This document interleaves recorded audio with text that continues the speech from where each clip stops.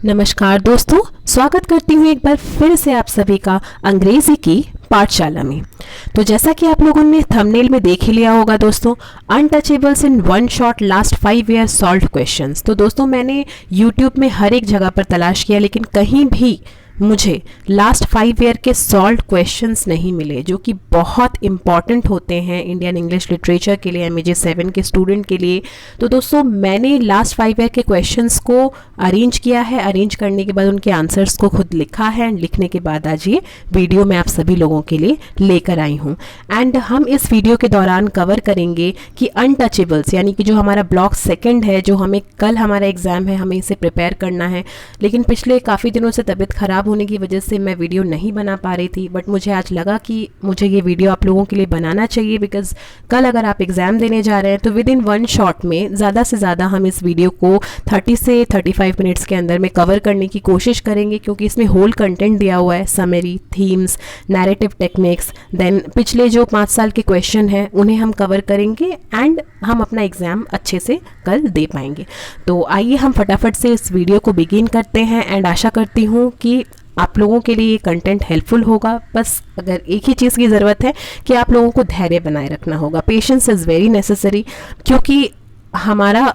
जो YouTube है उसमें अगर देखा जाए तो अनटचेबल्स के समरी एंड उनके थीम्स, नैरेटिव टेक्निक्स पे अलग अलग वीडियोस भी हैं। मैंने भी ऑलरेडी इनके कंटेंट्स पे अलग अलग वीडियो बनाए हैं। अगर आप लोगों को डिटेल एक्सप्लेनेशन की ज़रूरत है then you are most welcome. आप डिस्क्रिप्शन बॉक्स में जा सकते हैं एंड मेरी बाकी वीडियोज़ को भी चेकआउट कर सकते हैं। तो आइए हम इसे बिगिन करते हैं। तो सबसे पहले हम अपने नैरेटर जो हैं नॉवेलिस्ट मुल्कराज आनंद जी के बारे में जान लेते हैं। So Mulk Raj Anand was a Indian writer who was born on 12 December 1905 and died on 28 December 2004। इनका जन्म जो है दोस्तों वो 12 दिसंबर में हुआ था, यानी कि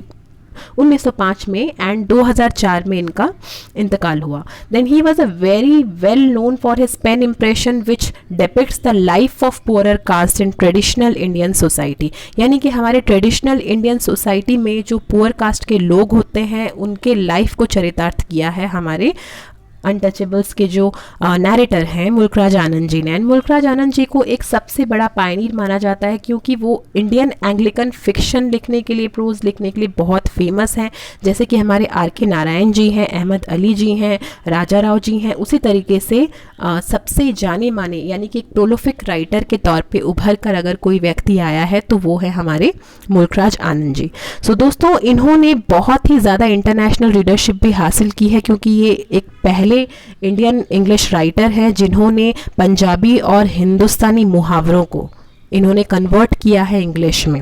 एंड इनके वर्क्स में आपको ऑप्रेस्ड क्लास के लोग, सोशल क्रिटिसिज्म, सोशल इविल्स को इन्होंने बहुत अच्छे तरीके से पोर्ट्रे किया है। अनटचेबल्स के हक के लिए इन्होंने लड़ा है। एंड अनटचेबल जो है इस नॉवल को पब्लिश किया गया 1935 में, फॉलोड बाय अदर नॉवल। इनके वैसे तो बाकी भी राइटिंग्स हैं, जैसे कि आप देख सकते हैं कूली इन्होंने लिखी थी 1936 में, and 2 leaves and a bird 1937 में भी इन्होंने लिखा था। एंड इनके इस प्रोटेस्ट नॉवल जो कि अनटचेबल्स है, इनके लिए इनको काफ़ी ज़्यादा मान्यता दी गई। And he is also the recipient of the honour of civilian award, that is Padma Bhushan. तो दोस्तों ये थी छोटी सी डिस्क्रिप्शन जो कि हमें नैरेटर के बारे में जानना चाहिए, क्योंकि कल जब हम एग्ज़ाम देने जाएंगे देन हमें कहीं ना कहीं से नैरेटर के बारे में एटलीस्ट एक शॉर्ट इंट्रोडक्शन लिखने की आवश्यकता ज़रूर होगी। तो इस शॉर्ट इंट्रोडक्शन को आप लिख सकते हैं। वैसे अगर आप चाहें तो इनकी बायोग्राफी पढ़ सकते हैं, and if you want to add more then you can go for it. Then आइए हम इस नॉवल की समरी को भी, वैसे तो आप सभी लोगों को पता है कि अनटचेबल्स की जो समरी है उस पर मैंने अलग वीडियो भी बनाया है। तो अगर आपको ज़्यादा अच्छे से डिटेल जानकारी चाहिए देन आप उस वीडियो को भी चेकआउट कर सकते हैं। और इस वीडियो में भी हम कोशिश करेंगे इन ब्रीफ जानकारी हासिल करने की कि इस नॉवल की समरी एक्चुअल में क्या है, क्योंकि हमें जिस्ट की, जो हमारा जिस्ट है यानी कि जो हमारा कंटेंट है उसकी जानकारी हासिल होनी चाहिए, तभी हम बाकी क्वेश्चंस को भी उसके अकॉर्डिंग अटेंड कर पाएंगे। तो नॉवल जो है बिगिन होता है, Bakha is reporting for another day of his washroom cleaning at the behest of his father. तो एक दिन मतलब ये जो पूरा नॉवल है दोस्तों, ये 24 घंटे को दर्शाता है बाखा यानी जो मेन प्रोटैगोनिस्ट हैं, जो हमारे मेन हीरो हैं, उनके बारे में। यानी कि वो एक दिन अपने पिता जो हैं लाखा के जगह पे काम करने के लिए जाते हैं। लाखा काफ़ी ज़्यादा इल टेम्पर्ड बुली मैन है and he is a means एक कहते हैं ना कि वहाँ पे मतलब उनका सरदार है। जितने भी वहाँ पर मतलब लैट्रिन क्लीनर्स के मतलब स्वीपर्स के जो हेड होते हैं वो होते हैं लाखा, जो कि बाखा के फादर हैं। तो दोस्तों यहाँ पर लाखा जो है while cleaning the latrine of a famous street hockey player, यानी चरत सिंह नाम का एक फेमस हॉकी प्लेयर होता है, उनका वॉशरूम क्लीन करते वक्त वो बाखा से वादा करते हैं कि वो उनसे अगर दिन में आकर आफ्टरनून में मिलेंगे देन गिफ्ट के तौर पर वो उन्हें एक हॉकी स्टिक गिफ्ट करेंगे। देन द मैन इन्वाइट्स बाखा। देन व्हेन बाखा कम्स होम, जैसे ही वो घर आते हैं तो वो देखते हैं कि जो सोहिनी है वो पानी लेने के लिए जा रही होती है। सोहिनी उनकी सिस्टर का नाम है दोस्तों। She travels to the communal well and however the untouchables, वहाँ पर देखिए दोस्तों अनटचेबल्स में जितने भी अनटचेबल्स यानी कि लोअर कास्ट के लोग होते हैं उन्हें अधिकार नहीं होता है कि वो कम्युनल वेल को टच कर पाएँ। अगर वो कम्युनल वेल को टच करते हैं then it will be subjected to long rituals of purification that will be very expensive. बहुत ज़्यादा कॉस्ट लगता है दोस्तों एंड वापस से मतलब शुद्धिकरण करनी पड़ती है वेल की। तो इस वजह से इन लोगों का कम्युनिटी जो है वो बाहर की तरफ रखा जाता है एंड इन्हें यानी कि इन्हें तो क्या दोस्तों, इनकी परछाई को भी किसी भी अपर कास्ट हिंदू ब्राह्मण पे नहीं पड़ने दिया जाता है। तो आगे बढ़ते हैं। Under caste will pollute the well, जैसा कि मैंने आप लोगों से कहा कि जो अंडर कास्ट के लोग हैं वो वेल को पल्यूट कर देंगे। इसी वजह से रोहिणी को वहाँ खड़े होकर किसी मतलब हाई कास्ट ब्राह्मण का सहारा लेना पड़ता है। तो एक प्रीस्ट होता है दोस्तों, मैंने इसके कैरेक्टराइजेशन के ऊपर में भी वीडियो बना रखा है दोस्तों, इन डिटेल आप चाहें तो चेकआउट कर सकते हैं। जो पंडित कालीनाथ है, he was full of lust and desire, पूरी तरीके से वासना यानी कि एक हवस भरा होता है उसके नज़रों में। वैसे तो ये हाई कास्ट ब्राह्मण अपने आप को ये पोर्ट्रे करते हैं that they are the superior, लेकिन कहीं ना कहीं इनकी सुपेरिटी के पीछे इनकी जो असली चरित्र है वो छुपा हुआ होता है। He was full of lust and he did that means he was taken away from Sohini's beauty. मैं आप लोगों से ये कह दूं दोस्तों कि सोहिनी जो है बाखा की सिस्टर, वो काफ़ी ज़्यादा खूबसूरत होती हैं एंड उनकी खूबसूरती से प्रभावित होकर जो वहाँ के पंडित होते हैं, प्रीस्ट होते हैं, पंडित कालीनाथ, वो उसे अलाउ करते हैं, मतलब वो उसका हेल्प करते हैं। पहले उसे वाटर ड्रॉ करके देते हैं वेल से, देन उसे दिन के टाइम पर जो टेम्पल का कोर्टयार्ड है वो क्लीन करने के लिए इनवाइट करते हैं सोहिनी को। देन आफ्टर दिस बाखा मूव्स थ्रू द स्ट्रीट। बाखा अपने काम पर निकला हुआ होता है लेकिन अचानक से एक ब्राह्मण सामने से आ रहा होता है दोस्तों एंड ये जो है बाखा जो मतलब वैसे तो गलती उस ब्राह्मण की होती है। He was not seeing the way where he was walking and he brushed up, means वो एक तरीके से खुद ही भिड़ जाता है बाखा से। बाखा की इसमें कोई गलती नहीं होती है, लेकिन फिर भी क्योंकि वो एक अनटचेबल होता है तो सारा गुस्सा जो है उस पे उतार मतलब जो पंडित होते हैं वो उस पे उतारते हैं and he slaps that upper caste Brahmin slaps Bakha for accusing him of, उसे अक्यूज करते हैं कि वो उन्हें पॉल्यूट कर दिया and now he has to go, he has to take bath, he has to chant mantras and blah blah all the things. So यही होता है दोस्तों। तो बाखा को काफ़ी बुरा लगता है एंड जैसे ही मॉब गैदर होता है यानी कि जैसे ही लोगों की भीड़ वहाँ इकट्ठा होती है, वो जो अपर कास्ट ब्राह्मण है वो उन्हें स्लैप करता है, स्लैप करने के बाद वहाँ से चला जाता है। तो दोस्तों यहाँ अगर देखा जाए तो बाखा जो है, बाखा को means as a untouchable temple के अंदर घुसने का भी अधिकार नहीं होता है, लेकिन फिर भी इतने सारे इंसल्ट को झेलने के बाद जब वो जाता है एंड वो ये देखता है टेम्पल में कि उसकी जो बहन है सोहिनी वो रो रही होती है, तो उसका रीज़न ये होता है दोस्तों, पंडित जैसा कि मैंने आपसे कहा था, पंडित कालीनाथ ने उसे दिन में लैबोरेटरी यानी कि जो कोर्टयार्ड है टेम्पल का वो क्लीन करने के लिए इनवाइट किया था। तो कोर्टयार्ड क्लीन करने के बहाने से he was try to sexually abuse her,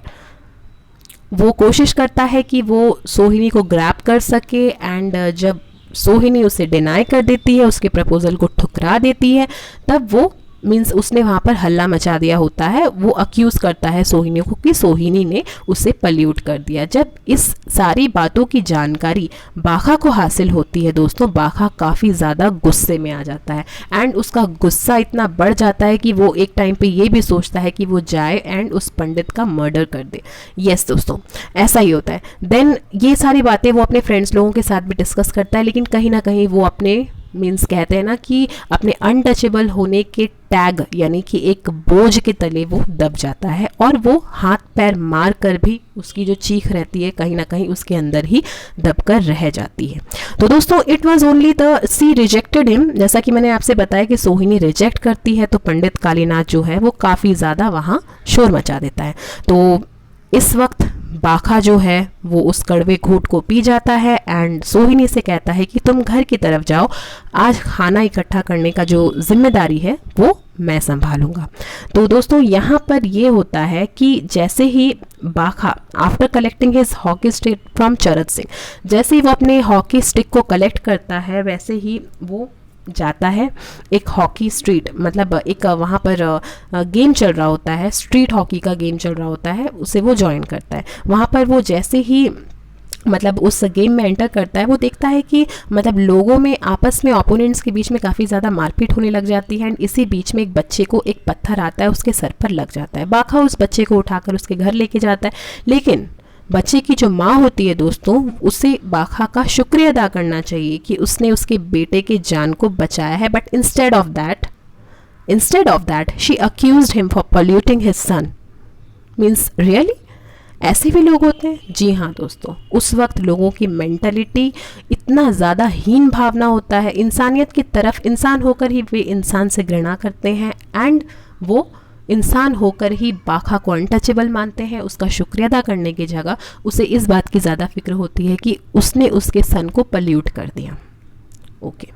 so at home Bakha's father is furious. अब यहाँ पर ये सारी चीज़ें चल रही होती है, उस तरफ बाखा के जो पिताजी होते हैं लाखा, वो काफ़ी ज़्यादा मीन्स गुस्से में होते हैं क्योंकि बाखा had been all away till the afternoon, यानी कि वो दिन भर घर से बाहर होता है एंड घर पर एक खाना मीन्स एक रोटी तक वो नहीं लेकर आ पाता है। तो यहाँ पर जब वो अपने घर आता है तो बाखा के जो पिताजी होते हैं काफ़ी गुस्सा करते हैं, तो वो अपने पिताजी से ये बताता है कि एक ब्राह्मण ने उन्हें स्लैप किया। तो उस वक्त मीन्स खुद को डिफेंड करने के लिए एंड बाखा को रिवोल्ट करने से रोकने के लिए लाखा ये कहता है कि नहीं, जो अपर कास्ट ब्राह्मण होते हैं वो काफ़ी अच्छे होते हैं, क्योंकि जब वो छोटा था उस वक्त उसकी तबीयत बहुत ज़्यादा ख़राब हो गई थी एंड इसी वजह से एक हिंदू ब्राह्मण आ करके उन्होंने उनकी हेल्प की थी, यानी कि एक हिंदू ब्राह्मण ने ही आज बाखा की जान बचाई है। तो हमें उनके तरफ में ग्रेटफुल रहना चाहिए, थैंकफुल रहना चाहिए। दोस्तों आगे ये होता है कि मीन्स ये सब बातें होती हैं एंड क्योंकि लाखा बहुत ज़्यादा गुस्सा रहता है बाखा से, वो उसे घर से बाहर निकाल देता है। तो वो जाता है अपने दोस्तों के बाद में, फिर वो अपने दोस्तों के पास जाने के बाद वो अपने मीन्स दोस्तों का एक मतलब उनकी सिस्टर का मैरिज हो रहा होता है, मैरिज पार्टी भी अटेंड करता है। फिर वहाँ से वो एक ट्रेन स्टेशन की तरफ चला जाता है दोस्तों, और कहीं ना कहीं उसे ये र्यूमर सुनने में आता है कि वहाँ गांधी जी आ रहे हैं स्पीच देने के लिए। तो वहाँ गांधी जी आते हैं, कुछ देर वो वहाँ वेट करता है, उनकी एक स्पीच होती है दोस्तों। उनकी स्पीच की बहुत इंपॉर्टेंस है यहाँ पर, क्योंकि गांधी जी जो है वो एक सोशल रिफॉर्मर हैं एंड एक तरीके से उन्हें कैटलिस्ट भी कहा जाता है कि वो अनटचेबिलिटी के खिलाफ जो है हमेशा वो लड़ते हैं, हरिजन्स के हक के खिलाफ वो लड़ते हैं एंड उन्हें सोसाइटी में मान्यता दिलवाने की पूरी कोशिश करते हैं। तो कहीं ना कहीं गांधी जी के स्पीच से नॉन वायलेंस, फ्रैटर्निटी, इक्वालिटी जो मतलब आइडियलिज्म्स वो बताते हैं, दैट बाखा वाज इंथ्यूज्ड, यानी कि बाखा काफ़ी ज़्यादा इम्प्रेस होता है एंड काफ़ी ज़्यादा मीन्स जोश से भर जाता है उनके स्पीच को सुनने के बाद, काफ़ी मोटिवेटेड फील करता है। देन लेकिन वो ये समझ नहीं पाता दैट हिज स्पीच इज़ नेव और इट इज़ रियली प्रैक्टिकेबल, यानी कि उनका जो स्पीच है वो उसमें कुछ उसमें एक साधारणता तो है ही, लेकिन क्या वो सच में इफ़ेक्टिव है। फिर वो एक पोल के पीछे छुपकर दो लोगों को डिबेट करता हुआ सुनता है। एक होते हैं हमारे इकबाल नाथ पराशर जो कि एक पोइट होते हैं एंड एक होते हैं लॉयर। तो लॉयर ये कहता है कि गांधी जी की जो स्पीच है इन अनटचेबल्स के बारे में, कास्ट सिस्टम्स के बारे मतलब को इरेडिकेट करने के बारे में, नॉन वायलेंस के बारे में, ये सब सिर्फ हवाओं में उठती हुई सी बातें हैं, क्योंकि long standing traditions can be rarely ओवरटर्न्ड, यानी कि जो काफ़ी मतलब आपके प्रथाओं से चली आ रही जो मतलब कास्ट सिस्टम है, काफ़ी पुराने समय से चली आ रही, जो उन प्रथाओं को चेंज कर पाना एक दिन में इट इज़ नॉट पॉसिबल। तो दूसरी तरफ जो पोएट होते हैं इकबाल नाथ पराशर, वो बोलते हैं कि कब तक इन अनटचेबल्स को अपने हक के खिलाफ मतलब ना लड़ना पड़ेगा, उन्हें अपनी आवाज़ को दबा कर रखना पड़ेगा। And means the barbarism of caste system will eat up the untouchables, कहीं ना कहीं उनका स्टेटमेंट ये भी होता है। और वो ये कहते हैं कि ये जो कास्ट सिस्टम है, इसकी वजह से जो आइडेंटिटी इन अनटचेबल्स ने खो दी है, इन्हें एक बार के लिए अपने जॉब के बारे में सोचना, अपने आइडेंटिटी के बारे में 2 बार सोचना पड़ता है जब ये सोसाइटी में निकलते हैं। तो मतलब वो यहाँ पर एक बहुत ही इम्पॉर्टेंट अनाउंसमेंट करते हैं। वो बोलते हैं कि उन्होंने सुना है कि जो फ्लशिंग टॉयलेट्स है वो आ रहा है हिंदुस्तान में, ब्रिटिशर्स बहुत ही जल्दी फ्लशिंग टॉयलेट्स लेकर आ रहे हैं, और जैसे ही फ्लश टॉयलेट्स आ जाएंगे तो जो अनटचेबल्स हैं उनको दूसरों के मीन्स वेस्ट को फेंकना नहीं पड़ेगा, एंड उनको भी समान अधिकार हमारे समाज में मिल पाएगा। तो दोस्तों यहाँ पर इस अनटचेबल की जो समरी है वो ख़त्म होती है, और यहाँ पर जो ऑथर है हमारे मुल्कराज आनंद जी, वो एज एन इंडियन इस फैक्ट को एक्सेप्ट करते हैं कि कास्ट सिस्टम जो है वो काफ़ी ज़्यादा, दोस्तों ये जो नावल है ये अनटचेबल आनंद जी ने लिखा है 1935 में, यानी कि प्री इंडिपेंडेंस पीरियड के टाइम पे। उस वक्त कास्ट सिस्टम बहुत ज़्यादा प्रिवेलिंग था, एंड उस वक्त ऐसे चर्चाओं के बारे में लिखना, ऐसे टॉपिक्स के बारे में लिखना वॉज कॉन्ट्राडिक्टरी, एक सोशल क्रिटिसिज्म को दर्शाता है, जो कि काफ़ी बहादुरी का काम है दोस्तों। तो कहते हैं ना कि जो हमारे सरहद पर लड़ने वाले वीर हैं वो कहीं ना कहीं एक तरफ हमें बचाते हैं टेररिज्म से, बाकी टेररिस्ट से अपने देश को बचाते हैं, लेकिन a pen is mightier than the sword, ये चीज़ जो है ये साबित किया है हमारे अनटचेबल्स के जो मीन्स राइटर हैं मुल्कराज आनंद जी ने, क्योंकि यहाँ पर इन्होंने एक हीनता को दर्शाई है, एक रूढ़वादिता को दर्शाई है, जो कि अनटचेबल्स यानी कि जो कि कास्ट सिस्टम के वजह से प्रिवेल हो रहा होता है उस वक्त हमारे हिंदुस्तान में। इसीलिए इसे एक प्रोटेस्ट नॉवल के तौर पर भी अपनाया गया, एक उपाधि भी दी गई, and it was one of his famous work. तो उन्हें ये फील होता है कि अनटचेबल जो है एक यूनिक अपॉर्चुनिटी है उन सारे रीडर्स के लिए, plight to means experience the plight of the victim of caste system, यानी कि इन्होंने एक नज़ारा दिखाया है कि किस तरीके से एक मीन्स एक छोटे कास्ट के लोगों को एक्सप्लॉइट किया जाता था, उन्हें डिस्क्रिमिनेट किया जाता था, उन्हें समान अधिकार नहीं दिया जाता था। तो दोस्तों ये चीज़ दिखाना भी एक बहुत बड़ी काबिले तारीफ़ की बात है। And after the great war as the India emerges from, means यहाँ से दोस्तों, यहाँ से सिर्फ और सिर्फ हमारे फ्रीडम फाइटर्स का ही इसमें योगदान मैं नहीं मानूंगी, उनका योगदान तो रहा ही रहा है, लेकिन जो हमारे राइटर्स हैं, जो हमारे प्रोलिफिक राइटर्स हैं, उन्होंने भी समाज की हीनता को हमारे सामने अपने राइटिंग्स के ज़रिए लेकर के वो आए हैं, ताकि हम उसे समझ सकें, हम अपनी मानसिकता में बदलाव ला सकें। तो दोस्तों यहाँ समरी ओवर होती है। अब अगर हम इनकी थीम्स के बारे में बात किया जाए तो 2019 में भी एंड 2017 में भी आपको ये क्वेश्चन देखने को मिलेगा कि थीम्स ऑफ अनटचेबल्स, यानी कि नैरेटर ने सब्जेक्ट मैटर के तौर पे अपने राइटिंग्स में क्या अपनाया है इस पूरे नॉवेल को वेव करने के लिए, यानी कि बुनने के लिए। तो थीम ऑफ अनटचेबिलिटी, अछूतता जो है, अछूतता एक थीम है, एक मेन सब्जेक्ट मैटर है, बिकॉज अछूतता जो है उसी को लेकर के यहाँ पर मेन सब्जेक्ट मैटर तौर पे यहाँ आनंद जी ने लिखा है, और उन्होंने ये बताया है कि किस तरीके से लोग एक दूसरे को डिस्क्रिमिनेट करते हैं, अपर कास्ट ब्राह्मण अपने आप को सर्वोपरि समझते हैं, एंड वो दूसरे लोगों को मीन्स नीचा दिखाते हैं। एंड यहाँ पर एक चीज़ ये भी बोला गया है दोस्तों कि यहाँ बहुत सारा मीन्स देखा जाए तो नैरेटिव टेक्निक्स के तौर पे यहाँ पे बहुत सारा फिगर ऑफ स्पीच इस्तेमाल किया गया है, जैसे कि पर्सोनिफिकेशन एंड पैरेललिज्म। देन आपको अगर यहाँ देखने को मिलेगा मीन्स बहुत सारी ऐसी भी चीज़ें हैं, जैसे कि जब ये कहा जाता है कि even the dogs and the cows, those who are animals, those who are roaming on the street are much luckier than us, यानी कि जो वहाँ जानवर घूम रहे होते हैं उन्हें अधिकार होता है कि वो फ्रीली कम्युनिटी में घूम सकते हैं, लेकिन जो अनटचेबल कैटेगरी के लोग होते हैं उन्हें एक तरीके से उन पे प्रतिबंध लगा दिया जाता है, उन्हें रेस्ट्रिक्ट कर दिया जाता है कि वो कम्युनिटी में एंटर नहीं कर सकते। तो दोस्तों इसलिए थीम ऑफ अनटचेबिलिटी जो है it plays a very great role, it is one of the most important thing. Second theme की अगर बात करें तो डिस्क्रिमिनेशन एंड सेग्रीगेशन, लोगों को डिस्क्रिमिनेट करके रखना, क्लास में यानी कि 4 क्लासेस में लोगों को डिवाइड करके रखना, उनके ऊपर एक लेबल लगाना, एक टैग लगाना कि तुम अनटचेबल्स हो and you people comes under the second class, means आप लोगों को तो 4th क्लास में डाला जाता है, देन सेकेंड क्लास जो पीपल होते हैं merchants and warriors, then Kshatriya, then Shudras, ऐसे करके टोटल 4 क्लासेस में हमारे सोसाइटी को विभाजित किया जाता है, डिवाइड किया जाता है। तो यहाँ पर थीम ऑफ डिस्क्रिमिनेशन को भी आनंद ने बहुत ही अच्छी तरीके से पोर्ट्रे किया है। Then vicious circle, vicious circle मतलब लोगों के मन में जो हीन भावना होती है एंड लोग अनटचेबल्स के खिलाफ लड़ते नहीं है बल्कि वो उनका साथ देते हैं एंड सब लोग अपने आवाज़ों को अपने दीवारों के बीच में ही रखते हैं, अपनी आवाज़ों को बाहर नहीं निकालते हैं। देन थीम ऑफ सर्विलिटी, अब एक तरफ अगर देखा जाए तो Bakha always wishes to be like a babu, babu means like means British Englishman की तरह वो बिहेव करना चाहता है एंड वो खुद को एक ब्रिटिश इंग्लिशमैन की तरह पोर्ट्रे भी करता है, उनके ड्रेसेस में खुद को वो ढालता भी है एंड उसके भी बहुत सारी ख्वाहिशें होती है, शिक्षा का उसे भी शौक़ होता है कि जैसे बाकी बच्चों को शिक्षा का अधिकार है वैसे मुझे भी मिले, मगर वो इन सब चीज़ों में असफल होता है क्योंकि सिर्फ और सिर्फ एक चीज़ की वजह से, that he was a untouchable.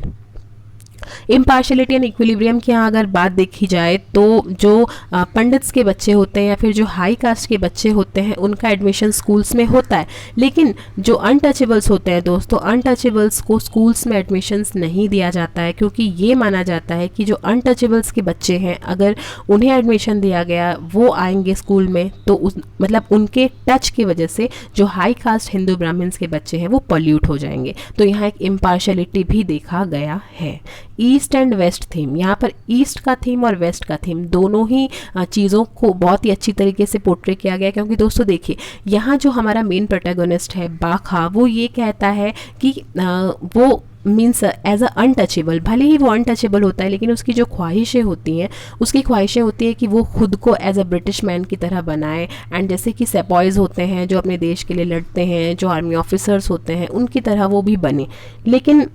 एक तरीके से वो रहता तो ईस्टर्न साइड में है लेकिन उसकी जो ख्वाहिशें होती हैं, उसकी जो प्लान्स होती हैं, उसकी जो विशेस होती हैं वो कहीं ना कहीं वेस्ट के थीम की ओर हमें आकर्षित करती हैं, हमें लेकर जाती हैं। मतलब अपने प्लान्स के ज़रिए वो ये दिखाता है कि although he is an untouchable लेकिन उसकी जो सोच है, उसकी जो ख्वाहिशें हैं वो कहीं ना कहीं वेस्टर्न यानी कि मॉडर्न है। Theme of social realism, society में कितनी सारी एक्सप्लॉयटेशन, इम्पॉवरिशमेंट, पॉवर्टी, इलिटरेसी, कितनी सारी चीज़ें, जितनी भी सोशल एविल्स हैं यहाँ पर आनंद ने बहुत ही अच्छी तरीके से दर्शाया है। तो सोसाइटी का एक मतलब देखा जाए तो एक पिक्चर हमारे सामने पोर्ट्रे किया है जो कि हमें ये दिखाता है कि सोसाइटी में कास्ट जो है वो सुपीरियर है एंड ह्यूमैनिटी जो है वो सबसे ज़्यादा कम है। एंड ह्यूमैनिटी जो है it is not the caste, सिर्फ और सिर्फ कास्ट सिस्टम के बेसिस पे ही वहाँ लोग ज़िंदा रहते हैं एंड कास्ट सिस्टम के बेसिस पे ही सब कुछ फॉलो किया जाता है। वहाँ के नियम, कानून, administration, each and everything was based on caste system. So this is portrayed under the theme of social realism that means the people those who are living there they are following the caste system blindly and the administration is also based upon the Vedas and the Puranas and the rituals whichever they are following blindly, which is not having anything in practicality। अगर practical world में देखा जाए तो scientific reason जिन चीज़ों के पीछे कुछ भी नहीं है उन चीज़ों को ब्लाइंडली फॉलो कर रहे होते हैं प्री इंडिपेंडेंस पीरियड के टाइम के लोग जब ये नॉवल लिखा गया था। तो यहाँ पर थीम ऑफ सोशल रियलिज्म भी एक बहुत ही इंपॉर्टेंट रोल प्ले करता है। आइए आगे बढ़ते हैं नैरेटिव टेक्निक्स की तरफ। तो दोस्तों आनंद जी के द्वारा लिखा गया जो अनटचेबल ये नॉवल है ये एक वर्क ऑफ फिक्शन है। वर्क ऑफ फिक्शन अगर देखा जाए तो ये एक मीन्स मैं आप लोगों से बताऊं दोस्तों कि गांधी जी के पास जो हमारे मुल्कराज आनंद जी हैं वो गए थे एंड उन्होंने उनसे परमिशन भी लिया कि वो मीन्स अनटचेबल्स के ऊपर में एक नॉवल लिखने जा रहे हैं एंड उन्होंने ये सारे कंटेंट रेडी किए हैं। तो उस वक्त महात्मा गांधी जी ने उनमें से कुछ कंटेंट जो है वो रिड्यूस किया, कुछ चैप्टर्स को उन्होंने डिलीट किया जो उन्हें ऐसा लगा कि as a work of fiction means the things are necessary. तुम्हारा जो नॉवल है वो इस मतलब बहुत ही अच्छे तरीके से लोगों के द्वारा एक्सेप्ट किया जाएगा। लेकिन जो एक्स्ट्रा मीन्स मसाला है या फिर एक्स्ट्रा जो इसमें चीज़ें हैं like love story and affairs, वो सब इंक्लूड करने की ज़रूरत नहीं है। तो अगर यहाँ पर अगर देखा जाए तो मीन्स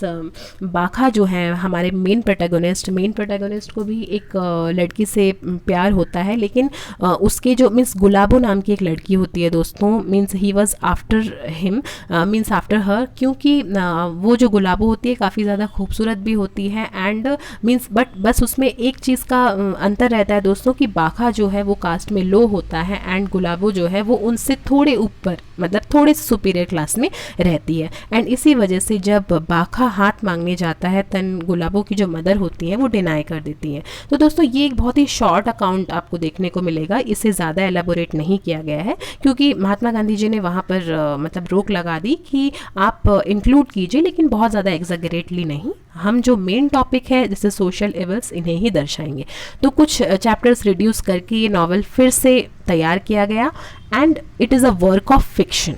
ये यहाँ दिखाया जाता है। स्ट्रीम ऑफ कॉन्शियसनेस, एक तरीके से लोगों के मन में कॉन्शियसनेस लाने का ये एक स्ट्रीम है क्योंकि देखा जाए तो उस वक्त लोग जो अब ब्लाइंडली कास्ट सिस्टम को फॉलो कर रहे होते हैं उनके मन में एक जागरूकता जगानी बहुत ज़्यादा इम्पॉर्टेंट होती है, क्योंकि जहाँ लोग ब्लाइंडली उन रिचुअल्स को फॉलो करते हैं जिनका साइंटिफिक तौर पे कोई लॉजिक ही नहीं है, means those are illogical and those are inhuman, तो उन सारे इनह्यूमन ट्रीटमेंट को दर्शाने के लिए कॉन्शियसनेस यानी कि एक मानसिक जागरूकता की ज़रूरत होती है जो कि हमारा नॉवल अनटचेबल क्रिएट करता है। अब ये जो अनटचेबिलिटी एंड डिस्क्रिमिनेशन ये तो है ही दोस्तों, अछूतता एंड लोगों के बीच में जो भिन्नता होती है ये भी एक नैरेटिव टेक्निक के तौर पे मीन्स हमारे नैरेटर ने अपनाया है यहाँ पर। टेलिंग एंड शोइंग टेक्निक, अब दोस्तों मीन्स अलग अलग राइटर्स जो हैं वो अपने लेखनी को प्रस्तुत करने के लिए अलग अलग टेक्निक्स अपनाते हैं। तो यहाँ पर आनंद जी ने telling and showing technique use किया है जहाँ वो मीन्स खुद बोल रहे हैं और लोगों को मीन्स एक दृश्य दिखा रहे हैं। वैसे तो ये सिर्फ बहुत ही छोटा नॉवेल है, इट डिपिक्ट्स द 24 आवर्स यानी कि एक दिन का समय एक अनटचेबल के लाइफ में कितना ज़्यादा हीन होता है, कितना ज़्यादा मीन्स हेल्पलेस होता है, वो इन्होंने हमें दिखाया है। तो टेलिंग एंड शोइंग जो है ये टेक्निक इन्होंने यूज़ किया है बोलकर समझाने का। Use of imagery, understatement and parallelism, यहाँ पर इमेजरी का भी इन्होंने इस्तेमाल किया है एंड अंडरस्टेटमेंट। दोस्तों ये सारे फिगर ऑफ स्पीच हैं जिनका इन्होंने यूज़ किया है। अंडरस्टेटमेंट यहाँ पर अगर देखा जाए तो मैं आप लोगों से एग्जांपल देना चाहूँगी, जैसे कि जब मीन्स इनके बीच में आपके इकबाल नाथ पराशर एंड आपके जो लॉयर होते हैं इनके बीच में एक डिबेट चल रही होती है गांधी जी के आइडल्स को लेकर, तो उस वक्त यहाँ पर अंडरस्टेटमेंट भी दिखाया गया है। तो दोस्तों ये तो था हमारा नैरेटिव टेक्निक। आज डिस्कस करते हैं, आइए discuss Mulk Raj Anand novel untouchable as a Gandhian novel. तो दोस्तों ये जो है दिसंबर 2020 में क्वेश्चन आया है एंड इसमें हम डिस्कस करेंगे कि अनटचेबल को एज अ गांधीयन नॉवल क्यों कहा जाता है। तो दोस्तों यहाँ पर अनटचेबल को एज अ गांधीयन नॉवल इसलिए कहा जाता है क्योंकि यहाँ पर दोस्तों लिखा जाए तो बहुत सारा कंटेंट है लिखने के लिए, लेकिन मैंने उसे पॉइंट वाइज डिवाइड कर दिया है जिससे कि अलग अलग इवेंट जो कि मीन्स दर्शाया गया है वो हमें मीन्स हम रिकलेक्ट कर पाए जब हम एग्जाम में आंसर लिखें। तो सबसे पहला पॉइंट तो मैंने लिखा है यहाँ Mahatma Gandhi as a social reformer. तो दोस्तों महात्मा गांधी जो हैं वो एक सोशल रिफॉर्मर हैं, सोशल रिकंस्ट्रक्टर है, क्योंकि इन्होंने सारे ही मिथ्स को, सारी ही मीन्स ट्रेडिशंस को मात देते हुए, उन्हें मीन्स अबॉलिश करते हुए ह्यूमैनिटी के कास्ट को, ह्यूमैनिटी के पदचिन्हों को फॉलो करने के लिए हमसे कहा है। देन गांधी जी के जो आइडियल्स हैं कि नॉन वायलेंस, एक तो हमें वायलेंस नहीं करना है, हम सारे लोग इक्वल हैं एंड हम सभी लोगों में भाईचारा रहें। Then Gandhi ji revolt for untouchability, यहाँ पर गांधी जी रिवोल्ट करते हैं अनटचेबिलिटी के लिए, इस वजह से इन्होंने Gandhi ji went to jail, उन्हें जेल भी हो जाता है। एंड फिर गांधी जी की जो बेल होती है, कहते हैं ना दोस्तों अगर कुछ बुरा होता है तो कुछ अच्छा होने के लिए होता है, तो जो गांधी जी की बेल होती है वो एक ही कंडीशन पे होती है कि जब वो जेल से बाहर आएंगे तो जेल से बाहर आने के बाद में वो किसी पॉलिटिकल इशू में यानी किसी भी राजनीतिक इशू में अपने आप को इन्वॉल्व नहीं करेंगे, लेकिन वो हरिजन्स के राइट्स के लिए, उनके हक के लिए लड़ सकते हैं। तो इसलिए आनंद के इस नावल को गांधीयन नावल के तौर पे भी ट्रीट किया जाता है। तो इस तरीके का आंसर आप लिख सकते हैं दोस्तों। Discuss untouchable as a modern novel. अब एक पर्सपेक्टिव अगर देखा जाए तो हर एक चीज़ को देखने के लिए अलग अलग दृष्टिकोण की ज़रूरत होती है, अलग अलग परसेप्शन इंसाइट की ज़रूरत होती है। तो यहाँ पर अगर क्वेश्चन आता है इस तरीके से, जो कि ऑलरेडी आ चुका है 2018 दिसंबर के महीने में, कि अनटचेबल जो है वो एक मॉडर्न नॉवल है, तो वो किस तरीके से एक मॉडर्न नॉवल है। तो Anand as a torch bearer of social justice and liberation, ये मैंने पहला पॉइंट रेडी किया है, क्योंकि आनंद जी जो हैं उन्होंने मतलब एक तरीके से हमें दिशा दिखाई है सोशल जस्टिस की तरफ, एंड अपने आप को जितने भी क्लचेस हैं सोशल एविल के, जैसे कि आपके मीन्स डिस्क्रिमिनेशन हुआ, अनटचेबिलिटी हुआ, कास्ट सिस्टम हुआ, पॉवर्टी हुआ, इन सब से अपने आप को आज़ाद करके आगे बढ़ने के लिए। एंड सेकंड अगर पॉइंट देखा जाए, then it's a portrayal of new visionary India by reconstructing the myths, tradition and history. तो जैसा कि मैंने आप लोगों से कहा, ये जो है मीन्स हमें एक तरीके से उन्होंने रिकंस्ट्रक्ट किया है, आनंद जी ने रिकंस्ट्रक्ट किया है जितने भी मिथ हैं, जितने भी ट्रेडिशंस हैं, जितने भी मीन्स हमारे हिस्ट्री में कास्ट सिस्टम या फिर सोशल इवल्स होते हुए आए हैं, उन्हें हटा करके उन्होंने एक न्यू विजन दिया है हमारे इंडिया को इस नॉवेल के ज़रिए। It advocates progress and modernity. दोस्तों, हमारा भारत एक ऐसा देश है जहां हम रिचुअल्स को भी फॉलो करते हैं, धर्मों को भी फॉलो करते हैं, लेकिन दोस्तों किसी भी चीज़ को ब्लाइंडली फॉलो करना इज़ वेरी बैड। एंड यहाँ पर मीन्स हमारे मुल्कराज आनंद हमसे ये कहते हैं कि he advocates through this novel which means whatever he has written, वो एडवोकेट करते हैं कि इंडिया को प्रोग्रेसिव एंड मॉडर्न सोच की ज़रूरत है। यहाँ पर अगर हमारा इंडिया जो है वो प्रोग्रेसिव होगा, वो मॉडर्न सोच को अपनाएगा और मीन्स नए नए तकनीकों को अपनाएगा, तो वो अपने काम को आसान बना सकता है। Instead of imitating the western idols, western idols को हमें इमिटेट नहीं करना है, बल्कि हमें अपनी सोच को बदलनी है। जो हमारे अंदर रूढ़वादिता है, जो हमारी सोच में हीन भावता है, जिस तरीके से हम लोगों को क्लासेस में डिवाइड करते हैं, वैसे हमें लोगों को अलग क्लासेस में नहीं डिवाइड करके हमें अपने सोच में नवीनता लाने की ज़रूरत है। ये वो अपने नॉवल के जरिए एडवोकेट करना चाहते हैं, यानी इस चीज़ को उन्होंने मतलब हमारे आगे प्रस्तुत किया है, इस चीज़ के लिए वे लड़ रहे हैं। एंड अगर देखा जाए तो 4th नंबर में लिखा हुआ है द रिप्रेजेंटेटिव इंडियन बाखा। बाखा जो है वो यहाँ पर ट्राई करते हैं मॉडर्न इंडिया को दर्शाने का, क्योंकि मीन्स एक वे है उनका सेल्फ क्वेश्चनिंग का। यहाँ पर वो बहुत बार खुद से, जैसे पर्सोनिफिकेशन भी एक बहुत ही इंपॉर्टेंट फिगर ऑफ स्पीच है जो यहाँ यूज़ किया गया है मुल्कराज आनंद जी के द्वारा, कि कई बार बाखा खुद से बात करता है एंड अपने पिता से भी बात करता है कि they will discriminate us, means we are untouchables and we will die as untouchables, यानी कि हम जन्म हुए हैं अछूत होकर एंड जब हम मरेंगे तभी हम अछूत ही रहेंगे। मीन्स हमें अपना अधिकार कभी नहीं मिल पाएगा। मीन्स हमेशा वो एक तरीके से सेल्फ क्वेश्चन करता है, जिस तरीके से उसके बाकी कम्युनिटी के लोग होते हैं वो इन सब चीज़ों को चुपचाप एक्सेप्ट कर लेते हैं एंड एक्सेप्ट करके मीन्स इन चीज़ों को फॉलो करते हैं, कोई भी क्वेश्चन नहीं करता है, कोई भी अपने अधिकार के बारे में सोचता नहीं है। लेकिन बाखा एक ऐसा लड़का होता है जो कि अपने अधिकार के बारे में भी सोचता है एंड एक तरीके से सेल्फ क्वेश्चनिंग भी यहाँ पर दिखाया गया है कि वो क्वेश्चन करता है कि ये चीज़ अगर समाज में हो रही है, अगर हमारे साथ ये गलत ट्रीटमेंट हो रहा है तो वो आखिर क्यों हो रहा है। तो यहाँ पर एक तरीके से मॉडर्न इंडिया को रिप्रेजेंट करता हुआ हमारा प्रोटैगोनिस्ट है, मेन प्रोटैगोनिस्ट, जो कि है बाखा।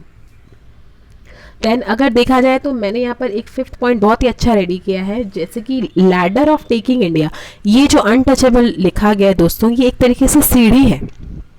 ये एक तरीके से सीढ़ी है, एक तरीके से एक लैडर है जो कि इंडिया को पोस्ट कॉलोनिज्म से, यानी कि एक इंडिया को एक कम्युनल सोसाइटी से, कम्युनल टेंशन से, ये वहाँ से ले जाकर के इसे ग्लोबलिज्म की तरफ में लेके जाता है। यानी कि जो इंडिया है वो एक ग्लोबल कंट्री है एंड मीन्स हमें जो अपनी सोच है उसमें नवीनता लानी चाहिए एंड मीन्स ये कम्युनल सिस्टम जो है, इन्होंने कम्युनल सिस्टम को हटाने की कोशिश की है एंड इसे एक नई विचारधारा इन्होंने यहाँ पर दी है। तो दोस्तों, does Mulk Raj Anand's novel Untouchable provides a viable solution to eradicate the system of untouchability? ये 2019 जून में आया है दोस्तों ये क्वेश्चन। तो यहाँ पर ये लिखा हुआ है दोस्तों कि देखिए, नॉवल के अंत में हमें अनटचेबल्स के नॉवल के अंत में जो मुल्कराज आनंद जी है वो 3 सॉल्यूशंस देते हैं, यानी कि 3 सजेशंस वो देते हैं जिन्हें इस्तेमाल करके बाखा आगे बढ़ सकता है या फिर जिनका यूज़ करके अनटचेबिलिटी को ख़त्म किया जा सकता है। तो ये 3 जो सजेशंस हैं ये इसके अंदर में ही बुने हुए हैं, ये इनसे कोई परे नहीं है, इनसे बाहर नहीं है, इसी के अंदर ही इंक्लूडेड है। तो first suggestion is that the suggestion given by colonel Hutchinson to follow the idealisms of Christianity. तो दोस्तों क्रिश्चियनिटी मीन्स जो कोलोनल हचिंसन होते हैं उनका काम होता है, एक तरीके से वो क्लर्गी होते हैं, उनका काम होता है कि जितने भी अनटचेबल्स हैं या फिर जितने भी मीन्स अलग अलग कास्ट के लोग हैं उन्हें ट्रांसफॉर्म करना हिंदुइज्म से क्रिश्चियनिटी की तरफ, क्योंकि क्रिश्चियनिटी एक ऐसा कास्ट है जो कि किसी भी इंसान में भेदभाव नहीं करता, किसी भी क्लास को फॉलो नहीं करता, किसी भी मीन्स रिचुअल्स को फॉलो नहीं करता। क्रिश्चियनिटी के लिए जितने भी धर्म हैं वे सब एक हैं। तो यही सारे बातों का झांसा दे करके वो उसके कास्ट को मीन्स उसे हिंदुइज्म से क्रिश्चियनिटी की तरफ आने के लिए प्रेरित करते हैं जो हमारे कोलोनल हचिंसन होते हैं। तो ये एक तरीका है कि वो अपने आप को एस्केप कर सके अपने मुसीबतों से। सेकेंड तरीका है the speech given by Gandhi ji to eradicate the meanings of untouchability, यानी कि जो हमारे महात्मा गांधी जी स्पीच देते हैं कि हमें नॉन वायलेंस का तरीका अपनाना चाहिए, हमें अनटचेबिलिटी यानी कि अछूतता को अपने समाज से बाहर निकाल कर फेंक देना चाहिए। तो ये जो है ये एक तरीका हो सकता है, या फिर जो तीसरा तरीका है जो कि मीन्स प्रोटैगनिस्ट को कहीं ना कहीं रिलीफ भी देता है जब इकबाल नाथ पराशर ये अनाउंस करते हैं या फिर ये मतलब कहते हैं कि बहुत ही जल्द फ्लशिंग टॉयलेट आने वाला है। एंड फ्लशिंग टॉयलेट जो है जब वो मतलब जब ब्रिटिशर्स फ्लशिंग टॉयलेट्स ले आएंगे तो अनटचेबल्स को अपना काम नहीं करना पड़ेगा, उन्हें हीन भावना से देखी नहीं जाएगी, उन्हें भी समाज में जीने का और अपने अधिकारों का मीन्स हक होगा।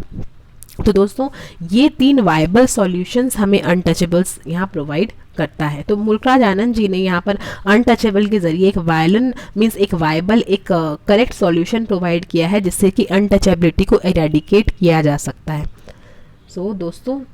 अब डिस्कस करते हैं प्लान्स एंड विशेस ऑफ बाखा। दोस्तों मैं आप लोगों से बता दूं ये 2017 जून में ये क्वेश्चन आया है कि बाखा एज अ मेन प्रोटैगनिस्ट। दोस्तों ये क्वेश्चन भी आपका बहुत इंपॉर्टेंट क्वेश्चन है। मैंने बाखा के कैरेक्टर स्केच के ऊपर एक अलग से वीडियो बनाया हुआ है जिसमें आप डिटेल एक्सप्लेनेशन में आप उसके कैरेक्टर के बारे में जान सकते हैं। एंड यहाँ पर जो है बाखा के बहुत सारे प्लान्स होते हैं, बहुत सारे विशेस होते हैं। तो कौन कौन से प्लान्स उसके होते हैं उस पर मैंने 10 पॉइंट रेडी किया है। आप चाहें तो इसे एज अ कैरेक्टर स्केच, अगर आप लोग का क्वेश्चन आता है दोस्तों कल कि right a character sketch of बाखा, तो आप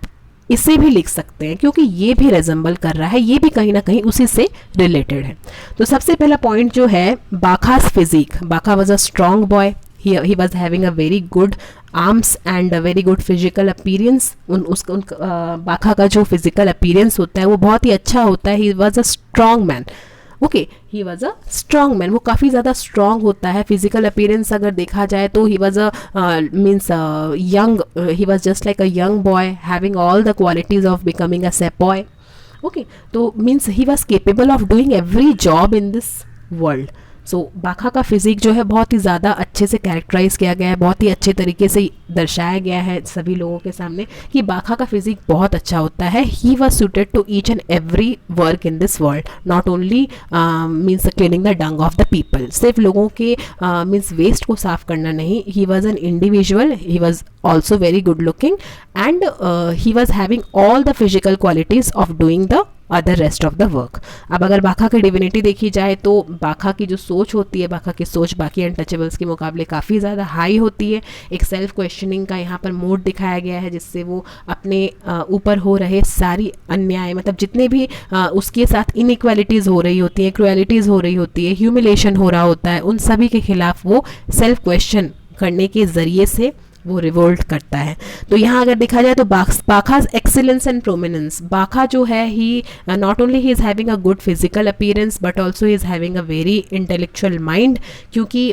उसे जितनी भी लॉजिकल चीज़ें हैं उन सब चीज़ों पे ज़्यादा विश्वास होता है। वो अपने अधिकार के लिए लड़ना जानता है, उसके मन में वो सारी ही इच्छाएँ होती हैं जो कि एक आम इंडिविजुअल्स के मन में होती हैं एंड वो उनके लिए लड़ने के लिए हमेशा आगे रहता है। उसे कभी अगर मौका मिला होता दोस्तों तो वो उसके खिलाफ लड़ता भी, लेकिन फिर भी वो उसके अंदर ये सारे इंटेलेक्चुअल पावर्स होते हैं। तो उसका एक पैशन होता है दोस्तों, वो खुद को एक बाबू की तरह रिप्रेजेंट करना चाहता है, मीन्स लाइक अ सेपॉय। जब भी वो इंग्लिशमैन लोगों को देखता है उसके मन में एक इच्छा रहती है कि जब मैं बड़ा हूँ तो मैं भी इन्हीं लोगों की तरह बनूँ, मैं भी इन्हीं लोगों की तरह शिक्षित बनूँ, मुझे भी समान अधिकार मिले। तो दोस्तों ये एक उसका पैशन रहता है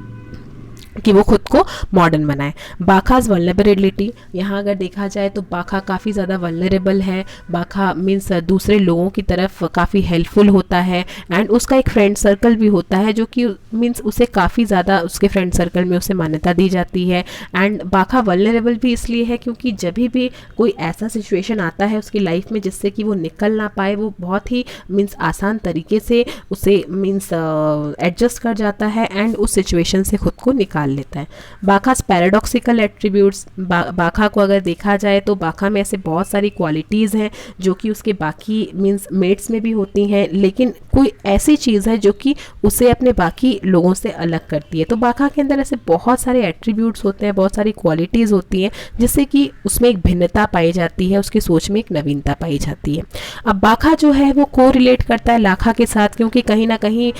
मीन्स वो हमेशा उसकी सोच में नवीनता तो होती है दोस्तों, लेकिन वो हमेशा अपनी आवाज़ को दबा कर रख लेता है क्योंकि वो जानता है कि कहीं से भी उसे एस्केपिज्म नहीं मिलेगा, यानी अगर वो उनके खिलाफ रिवोल्ट भी करता है तो भी उसे समान अधिकार नहीं मिलेगा। तो कहीं ना कहीं वो को रिलेट भी करता है आपके लाखा के साथ। लाखा जो है वो उसके पिता का नाम है। Then Bakha's absolute absence of lot, यानी कि बाखा खुद को एक्सेप्ट कर लेता है एंड मीन्स कहीं ना कहीं वो ये सोच लेता है कि सिचुएशंस के हिसाब से, सर्कमस्टेंसेस के हिसाब से उसे खुद को एक ऐसे एटमॉस्फेयर में ढालना होगा, एक ऐसे मीन्स समाज में ढालना होगा जहाँ उनका जो टाइटल है वो सिर्फ और सिर्फ अनटचेबल का है। देन बाखा इनर्ट एंड डायनामिक, वो अंदर से अगर देखा जाए तो बाखा काफ़ी ज़्यादा स्ट्रॉन्ग है दोस्तों। उसकी मतलब वो उसकी सोच काफ़ी ज़्यादा डायनामिक सोच है एंड वो मतलब ऐसे भी एग्जांपल्स सेट करता है जो कि एक मॉडर्न इंडिया में आजकल के प्रैक्टिकल लोगों की सोच होती है। अब दोस्तों बाखा को लिबिडो भी माना जाता है जो कि 10th नंबर पॉइंट है, वो इस वजह से क्योंकि Bakha was having lot of means he was having an attraction towards Gulabo. तो गुलाबो की तरफ अट्रैक्शन होने की वजह से एक तरीके से उससे लिबिडो भी माना जाता है and he was also having some